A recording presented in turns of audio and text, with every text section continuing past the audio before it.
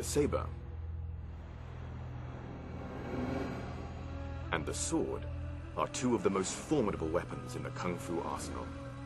The sword, with its thin, straight blade, is known in China as the gentleman of all weapons. Its heavier relation, the saber, bears an even more exalted title. The saber is called the master of all weapons because it causes more damage to the enemy's body than any other Kung Fu weapon.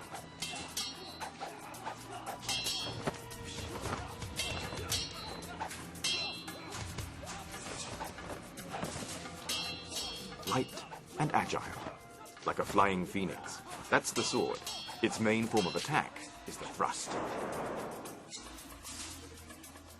Savage and powerful, like a fierce tiger. That's the saber. It's used to chop, slash, and hack. The thin blade of the Chinese sword has razor-sharp edges on both sides. Because it has two edges, it requires more practice and technique. While larger and heavier, the saber has just a single edge. Therefore, there is a saying, saber, power won by strength, sword, soft, won by technique.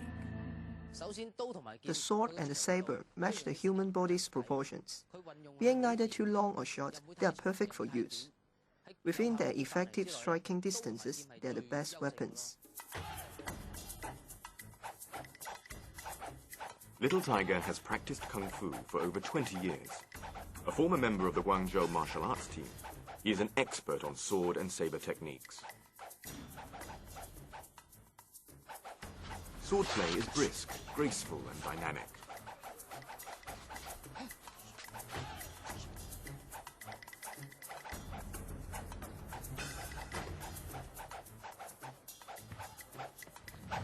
Swordplay requires more than just a strong arm. In thrusting, the shoulder and the wrist must form a straight line, and the movement comes from the waist. Because it's a straight line, it's fast, merciless, and accurate. The thrust is the sword's most lethal attack. Flicking involves lifting up the blade from below. Pointing uses the tip of the sword to stab the enemy's shoulder or wrist. It can serve to disarm one's opponent. Chopping means bringing down the blade from overhead. This puts your body weight as well as your strength behind the blow. And you can even jump up to chop downwards. You bring out the saber's power with your own power. The sideways slash is another important saber technique.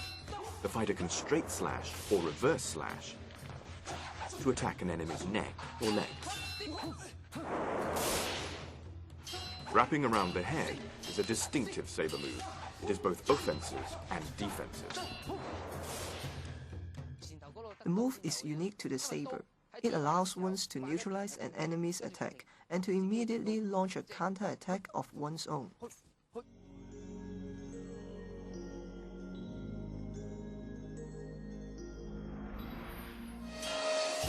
In China, swords were more than just weapons. In ancient times, it wasn't only soldiers who carried swords. Scholars, philosophers, even poets wore them. A sword on the belt was a badge of honor, proof that the owner was a master swordsman.